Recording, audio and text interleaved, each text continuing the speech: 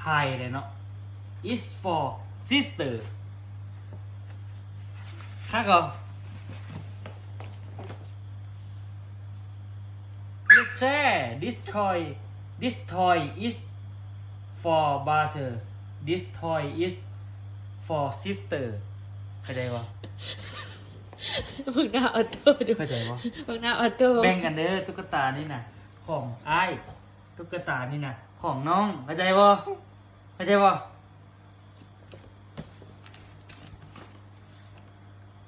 มันก็มีแต่อันนี้เข้ามาเนาะlet's share this red balloon is for brother this yellow balloon is for sister สำเนียงลาวก็ได้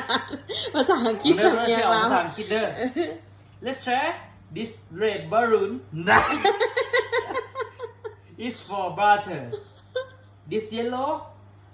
balloon is for sister ออโต้บอกโอเคดูยายดูมึงหน้าออโต้ออโต้ฟังอีพออ่านภาษาอังกฤษลูกฟัง let's share we will share this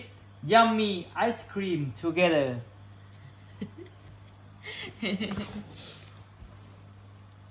let's share this blue coat is for sister the orange shirt is for brother you know เนี่ยนี่ดูไว้สิสอนน่ะ จุดนี่เนาะมึงดูคนนอนวะ let's share mother อ่านไม่ใช่ไหนวะนี่ board ฮะ board นี่เพนซิลใช่ป่ะ pencil บอดเพนซิลอ่ะ pencil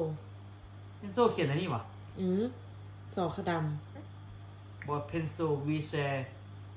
else one each one แม่นซะบ่ el each el each el each บ่แม่นนะอิดนะ เอาทุกคนผู้ใดถึกระหว่าง we share each one or we share L1 มีทุกคนนำไผ ทุกคนถ่ายคลิปลงนี่นะ ลงใส่ ลง Facebook โอ้ ลง YouTube เด้อ ลง YouTube YouTube หรือพอฮับได้ สภาพลูกตอนนี้กูสิฟังกูเด้อทีแล้วว่างบอก else el ค่อยว่า each มึงเด้อเอาแปลเลยซัวๆเลยบ่ต้องถามไผมึงเด้อ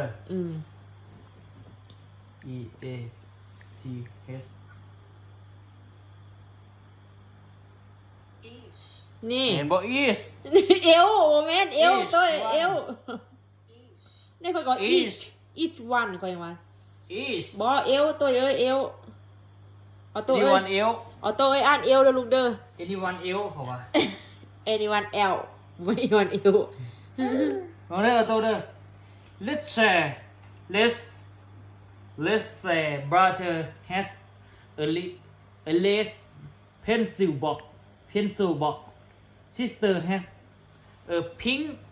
pencil box เข้าใจบ่มันเป็นกล่องของสอหั่นนะเข้าใจบ่ อย่าไปทำว่าแล้วตัว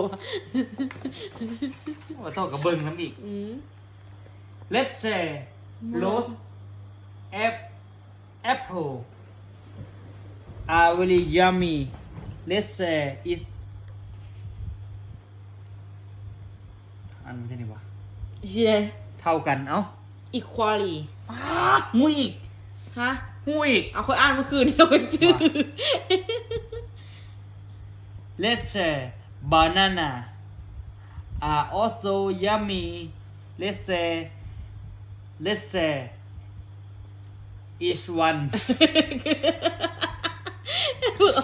มึงเอาตัวมึงแนวอ่ะ let's say flowers are lovely sharing between brother and sister is always lovely too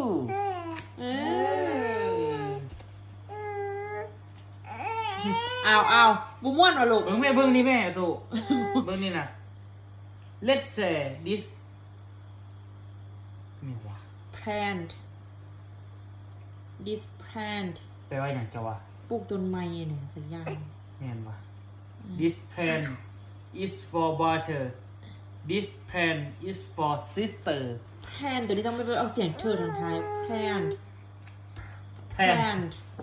แผนข่อยฮู้แต่อันน่ะวางแผน อันนั้น plant เบิดละ